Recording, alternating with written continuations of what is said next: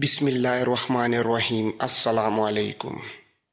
ایک رات وہ باہر سے آیا، گھر میں داخل ہوا تو اندھیرے کو چیرتا ہوا ایک تیر آیا جو خضر الحیات کی پیٹھ میں اترا اور دل تک پہنچ گیا۔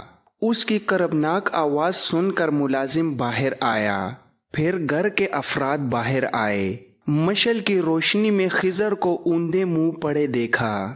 اتفاق سے کسی نے دیکھ لیا کہ خضر کے دائیں ہاتھ کی انگلی زمین پر تھی اور مٹی پر اس انگلی سے اس نے کچھ لکھا تھا اور وہ مر چکا تھا۔ زمین پر اس نے انگلی سے لکھا تھا، مصلحہ ہے پوری نہیں ہوتی تھی۔ اس حرف کی گولائی کے نصف میں جا کر اس کی جان نکل گئی تھی۔ لاش اٹھا لی گئی اور اس لفظ کو محفوظ رکھا گیا۔ ایک آدمی کو کوتوال غیاث بلبیس کو بلانے دوڑا دیا گیا۔ یہی کہا جا سکتا تھا کہ خضر نے مرتے مرتے مٹی پر اپنے قاتل کا نام لکھا ہے۔ غیاث بلبیس کوتوال بھی تھا اور مصر کی تمام تر پولیس کا حاکم اعلیٰ بھی۔ یہ بھی صلاح الدین ایوبی کا قابل اعتماد حاکم تھا۔ علی بن سفیان کی طرح شہری جرائم کا ماہر سراغ رساں تھا۔ بلبیس نے آتے ہی زمین پر لکھے ہوئے لفظ مصلحہ کو غور سے دیکھا۔ اتنے میں شہر کا نائب ناظم مصلح الدین خضر کے قتل کی خبر سن کر آ گیا۔ بلبیس نے اسے دیکھتے ہی زمین پر پاؤں رگڑ کر مصلحہ کا لفظ مٹا دیا۔ مصلح الدین چونکہ شہر کا نائب تھا، اس لیے کوتوالی کا محکمہ اس کے ماتحت تھا۔ اس نے بلبیس کو حکم کے لہجے میں کہا، قاتل کا سراغ صبح سے پہلے مل جانا چاہیے، میں زیادہ انتظار نہیں کروں گا۔ بلبیس نے اسے یقین دلایا کہ قاتل کو جلدی پکڑ لیا جائے گا اور وہ وہاں سے چلا گیا۔ رات کو ہی بلبیس نے خضر الحیات کے نائب معاون اور اس کے دفتر میں ان افراد کو بلا لیا جو مقتول کے قریب رہتے تھے اور بتا سکتے تھے کہ قتل کے روز ان کی سرگرمیاں کیا رہیں۔ ان لوگوں سے اسے پتہ چلا کہ آج شہری انتظامیہ کے حاکم اعلیٰ کا ایک اجلاس تھا جس میں فوج کا کوئی نمائندہ نہیں تھا۔ خضر کا نائب اس کی مدد کے لیے اجلاس میں شریک تھا۔ اجلاس میں مالیات کے سلسلے میں فوج کے اخراجات زیر بحث آئے تو خضر نے کہا کہ مصر میں بعض اخراجات روکنے پڑیں گے کیونکہ امیر مصر صلاح الدین ایوبی نے شوبک میں بہت سی فوج بھرتی کی ہے جس کے لیے کثیر رقم کی ضرورت ہے۔ نائب ناظم مصلح الدین نے اس کی مخالفت کی اور کہا فوج کے اخراجات غیر ضروری ہیں۔ مزید فوج بھرتی کرنے کی بجائے ہمیں توجہ اس فوج کے مسائل کی طرف دینی چاہیے جو پہلے ہی ہمارے لیے ایک مہنگا مسئلہ بنی ہوئی ہے۔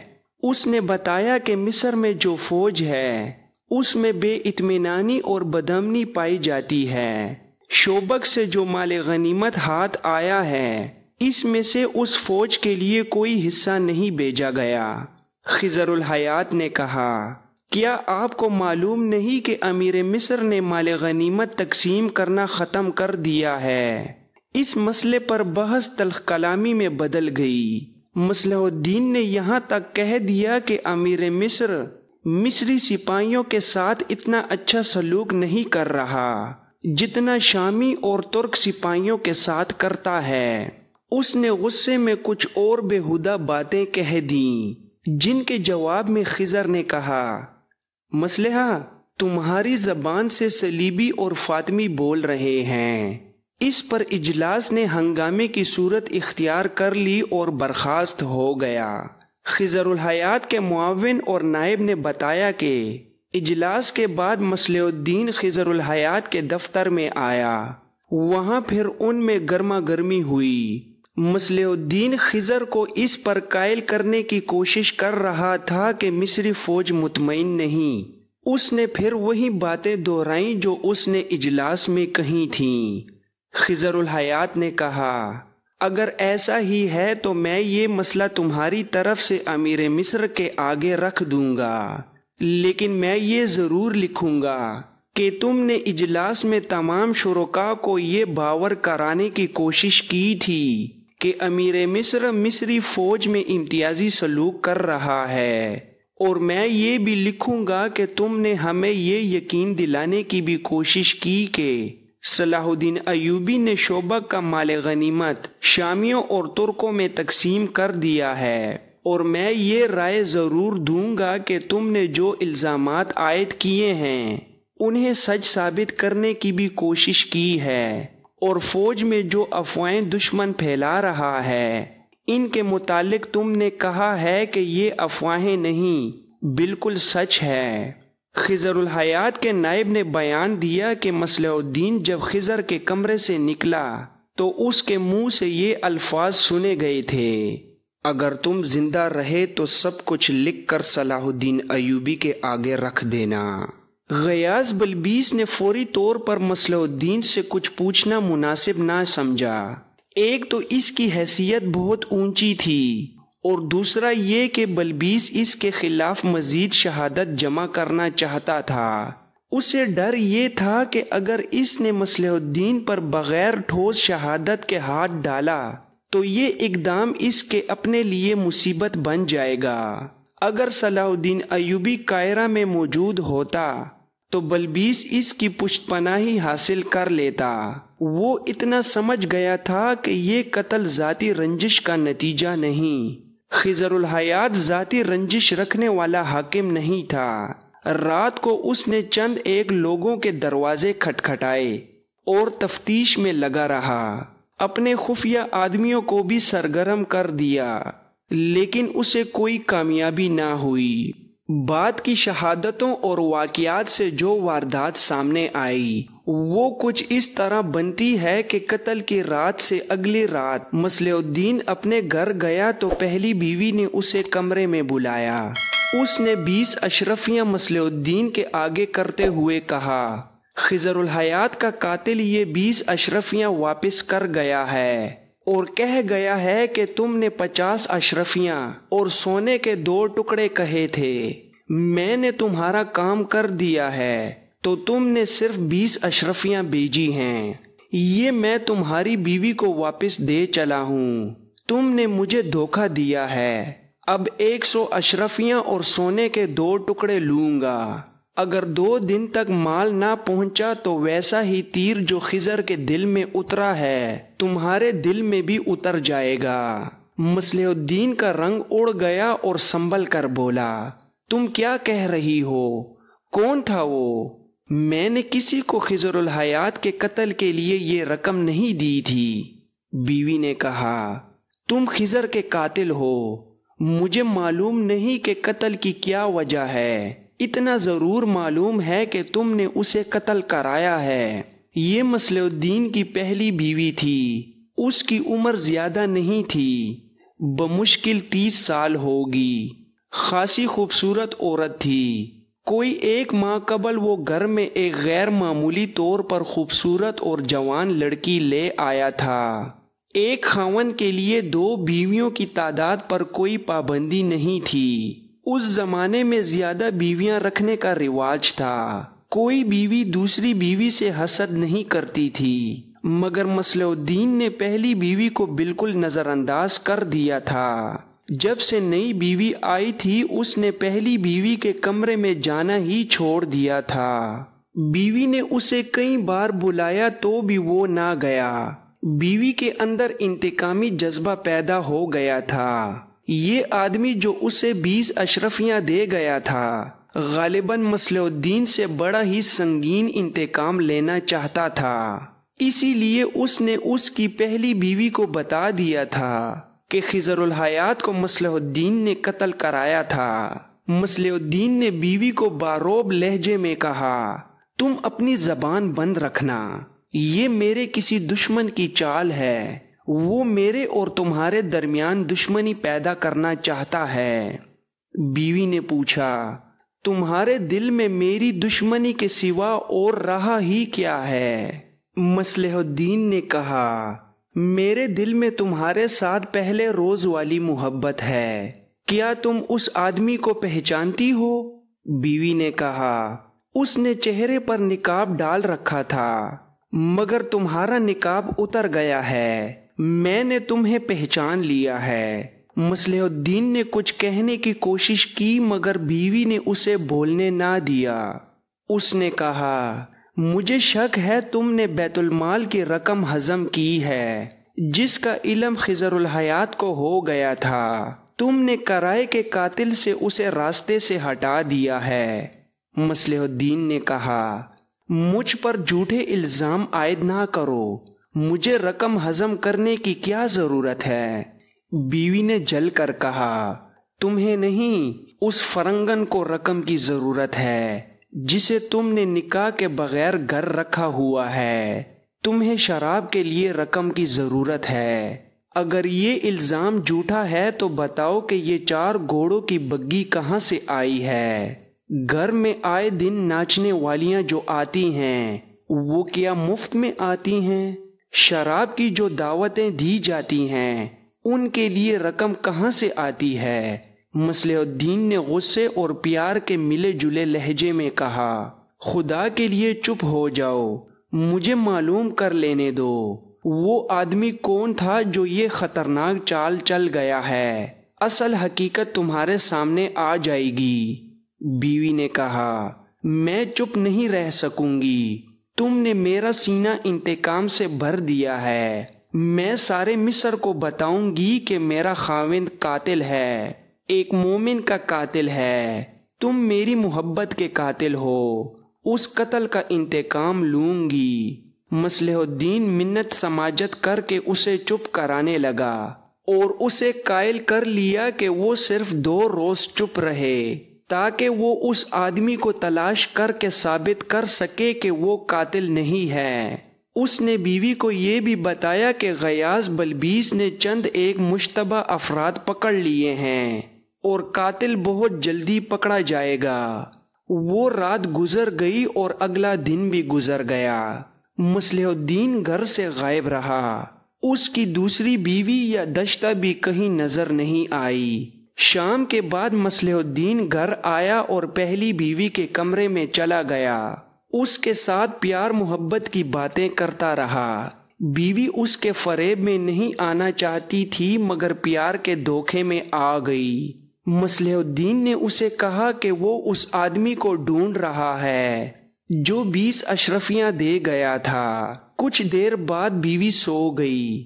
اس رات مصلح الدین نے ملازموں کو چھٹی دے دی تھی۔ گھر میں ایسی خاموشی تھی جو پہلے کبھی نہیں ہوئی تھی۔ مصلح الدین بہت دیر سوئی ہوئی بیوی کے کمرے میں رہا، پھر اٹھ کر کمرے سے نکل گیا۔ آدھی رات کا پہر تھا۔ ایک آدمی اس گھر کی باہر والی دیوار کے ساتھ پیٹ لگا کر کھڑا ہو گیا۔ ایک آدمی اس کے کندھوں پر چڑھ گیا۔ تیسرا آدمی ان دونوں کو سیڑھی بنا کر اوپر گیا اور دیوار سے لٹک کر اندر کی طرف کود گیا۔ اس نے اندر سے بڑا دروازہ کھول دیا۔ اس کے دونوں ساتھی اندر آ گئے۔ اس گھر میں رکھوالی والا کتا ہر رات کھلا رہتا تھا۔ اس رات وہ بھی ڈربے میں بند رہا۔ شاید ملازم جاتے ہوئے بھول گئے تھے کہ اسے کھلا رہنا ہے۔ تینوں آدمی برآمدے میں چلے گئے۔ اندھیرا گہرا تھا۔ وہ دبے پاؤں چلتے گئے، گپ اندھیرے میں ایک دوسرے کے پیچھے چلتے۔ ایک نے اس کمرے کے دروازے پر ہاتھ رکھا جس میں مصلح الدین کی پہلی بیوی، جسے وہ فاطمہ کے نام سے بلایا کرتا تھا، سوئی ہوئی تھی۔ کواڑ کھل گیا۔ کمرہ تاریک تھا۔ تینوں آدمی اندر گئے اور اندھیرے میں ٹٹولتے ہوئے فاطمہ کے پلنگ تک پہنچ گئے۔ ایک آدمی کا ہاتھ فاطمہ کے منہ پر لگا تو اس کی آنکھ کھل گئی۔ وہ سمجھی کہ مصلح الدین کا ہاتھ ہے۔ اس نے ہاتھ پکڑ لیا اور پوچھا، کہاں جا رہے ہیں آپ؟ اس کے جواب میں ایک آدمی نے اس کے منہ پر کپڑا رکھ کر اس کا کچھ حصہ اس کے منہ میں ٹھونس دیا۔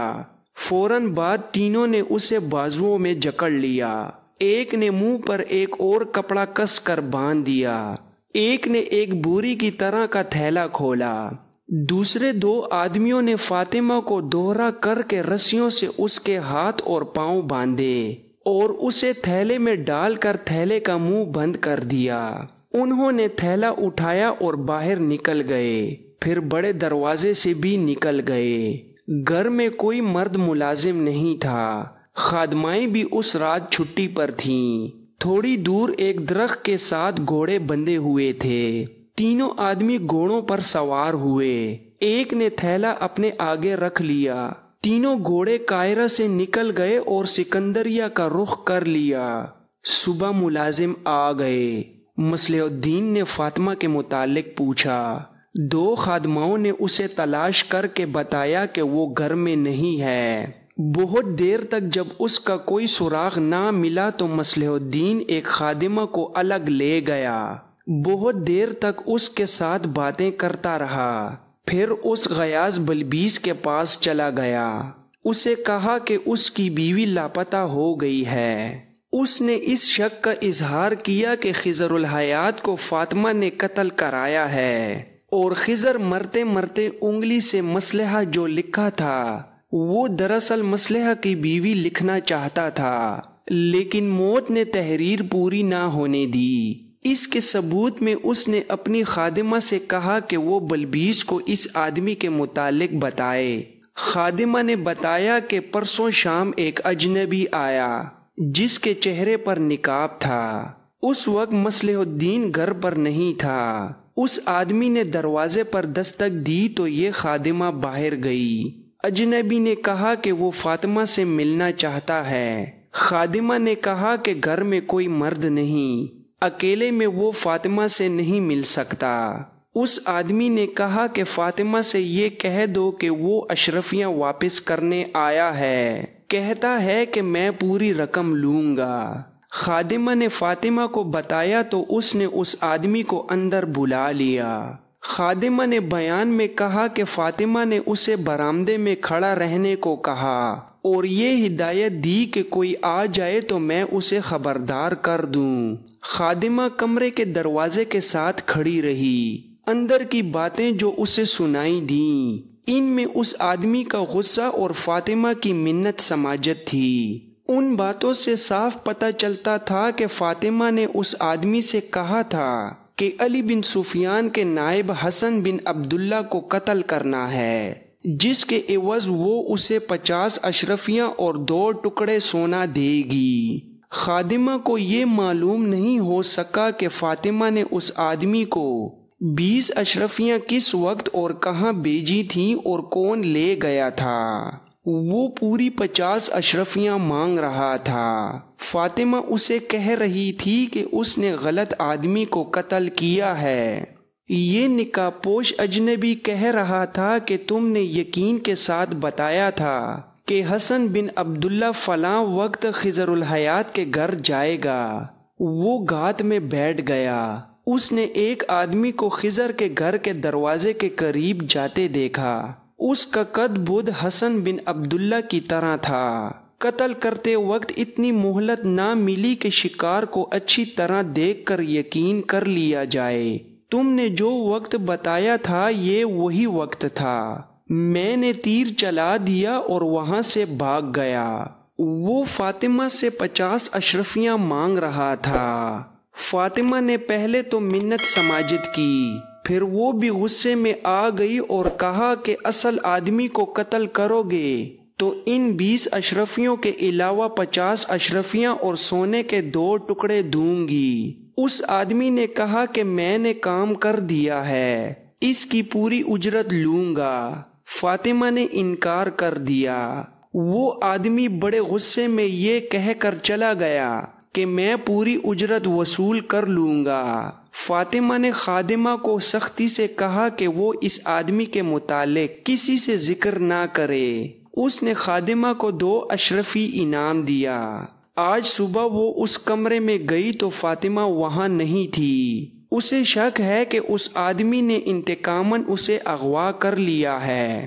غیاث بلبیس نے کچھ سوچ کر مصلح الدین کو باہر بھیج دیا اور خادمہ سے پوچھا، یہ بیان تمہیں کس نے پڑھایا ہے، فاطمہ نے یا مصلح الدین نے؟ اس نے کہا، فاطمہ تو یہاں نہیں ہے، یہ میرا اپنا بیان ہے۔ بلبیس نے کہا، مجھے سچ بتا دو، فاطمہ کہاں ہے؟ وہ کس کے ساتھ گئی ہے؟ خادمہ گھبرانے لگی اور کوئی تسلی بخش جواب نہ دے سکی۔ بلبیس نے کہا، کوتوالی کے تہخانے میں جانا چاہتی ہو؟ اب تم واپس نہیں جا سکو گی۔ وہ غریب عورت تھی، اسے معلوم تھا کہ کوتوالی کے تہخانے میں جا کر سچ اور جھوٹ الگ الگ ہو جاتے ہیں، اور اس سے پہلے جسم کے جوڑ بھی الگ الگ ہو جاتے ہیں۔ وہ رو پڑی اور بولی، سچ کہتی ہوں تو آقا سزا دیتا ہے، جھوٹ بولتی ہوں تو آپ سزا دیتے ہیں۔ بلبیس نے اس کی حوصلہ افزائی کی اور اسے تحفظ کا یقین دلایا۔ خادمہ نے کہا، میں نے قتل کے دوسرے روز صرف اتنا دیکھا تھا کہ ایک نقاب پوش آیا تھا۔ آقا مصلح الدین گھر پر نہیں تھے۔ نقاب پوش نے فاطمہ کو باہر بلایا تھا۔ وہ بڑے دروازے کے باہر تھا اور فاطمہ اندر تھی۔ وہ اس کے سامنے نہیں ہوئی۔ ملازموں نے اسے دیکھا تھا، لیکن کسی نے بھی قریب جا کر نہیں سنا کہ ان کے درمیان کیا باتیں ہوئیں۔ نقاب پوش چلا گیا تو فاطمہ اندر آئی۔ اس نے چھوٹی سی ایک تھیلی اٹھا رکھی تھی۔ فاطمہ کا سر جھکا ہوا تھا۔ وہ کمرے میں چلی گئی تھی۔ دوسری شام مصلح الدین نے چاروں ملازموں اور سائس کو رات بھر کی چھٹی دے دی تھی۔